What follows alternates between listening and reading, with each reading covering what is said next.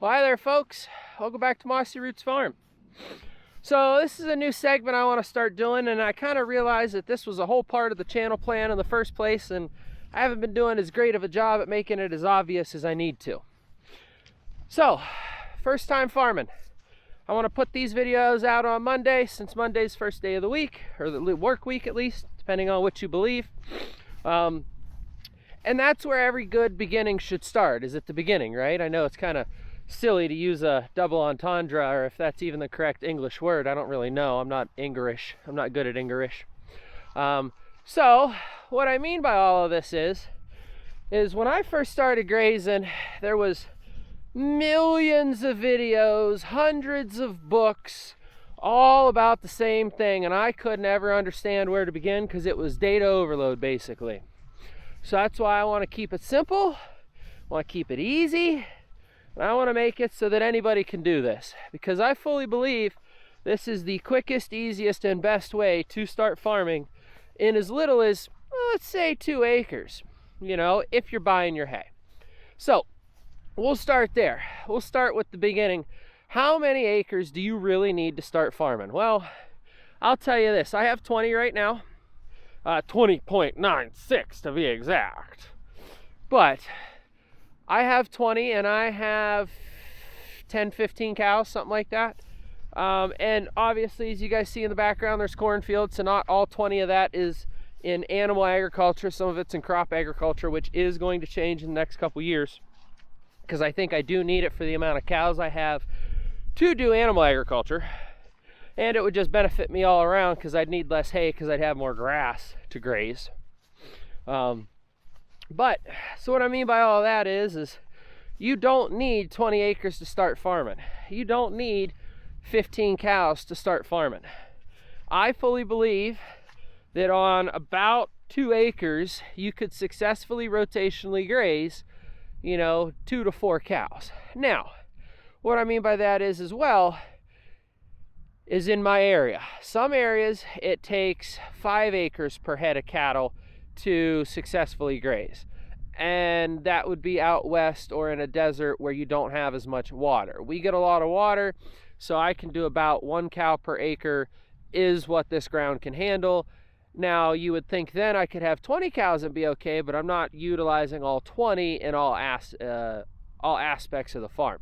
And what I mean by that is if I had all 20 even in hayfield and I just had a feedlot for cows, technically that would still be my 20 acres and it could theoretically work, and just hay feed all year.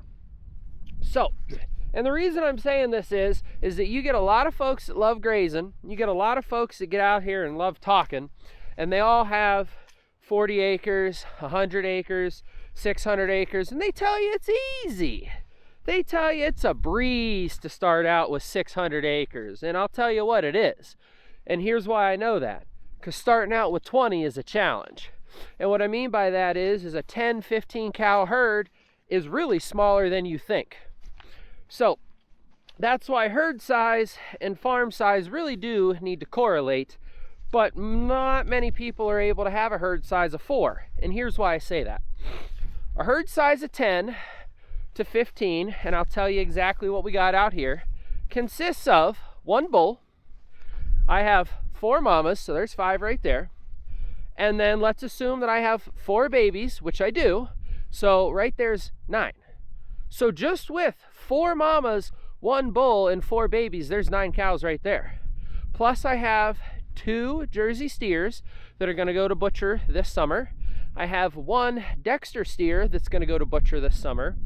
And then a steer from this spring that's going to go. So I guess technically I probably have 15 cows. But when I say 15 cows, you might go, oh, that's a lot of animals. But when I say I have 1 bull and 4 mamas, ooh, that's not a big herd. I just said 2 to 4 cows. Well, yeah, I pretty much have 2 to 4 cows out here. But it's 2 to 4 cows with calves and a bull. Now, you can get away with no bull if you do AI. Like if you go with an Angus or a Hereford or something, still smaller frame, not a big, massive 2,000-pound mama Angus, but a 800 to 1,200 pound Angus would be about the frame size I'm talking. You could get away with AI. These dexters, it's such a challenge to AI. That's why generally I don't. We have in the past, and it was like 60%, 40% success rate depending on the year. So that's why we stopped, because our bull has gotten 100% or almost 100%. But that's what I mean, is like, I don't have a massive herd. I do need to destock, but what do I destock? I literally have 3 steers for this year. 2 of them are Jerseys, so that means I had to buy those in, and the milk replacer and stuff like that, because I didn't raise them on a Dexter mama.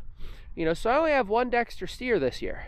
And next year, I'm gonna have maybe 2, because we got 2 heifers and we got 2 bull calves this past 2023. And one of them might actually stay a bull. We haven't really decided yet. He does look okay, but he's not like beautiful. So again, we don't have that many cows, and that's barely going to suffice us for food, let alone if our desire is to sell the food, or sell the cows as food, I should say. So herd size is a big one, and that's where we'll start. The land and the herd. It's a tough decision.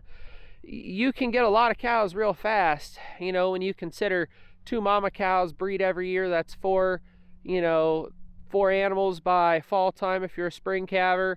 And then if you keep, let's say you have 2 steers, then you want to keep those steers to raise them out. So then next spring you got 6 when you have fall calves. So 2 mamas can equal 6 cows total real fast. So that's what I mean by herd size is a big challenge for small farmers. And so that's kind of where we got to start, you know, herd size and land size. They can match and they don't have to match. And I'll go into that in another video.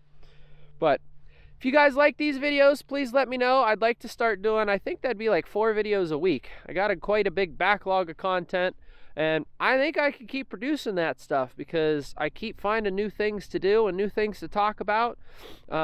So let's try it. Let's see what happens. You guys let me know in the comments what you think and if this is something that interests you. Thank you guys so much for watching. I'll see you on the next one.